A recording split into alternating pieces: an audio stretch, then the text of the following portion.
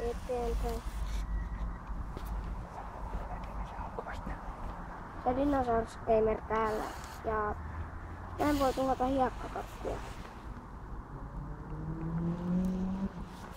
Eli otetaan vaan auto ja ajetaan yli.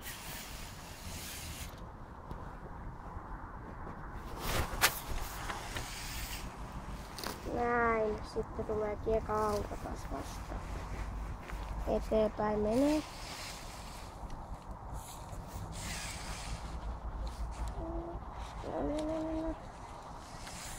Noin, sitten käydään vähän tuolta reunaa sitten.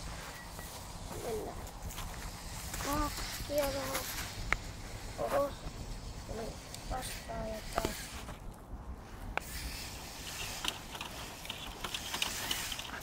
Noin ja sieltä seuraava.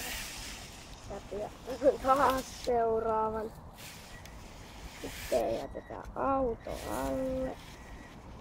On muuten kyllä aika iso auto. Sitten ajetaan muutama kerta isoista.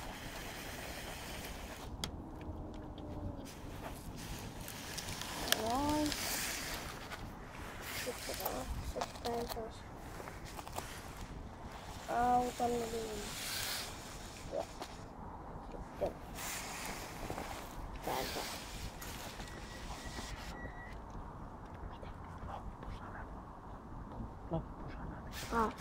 Ja joo, moi moi, tämmöi tällä kertaa oli muuten eka video ulkona.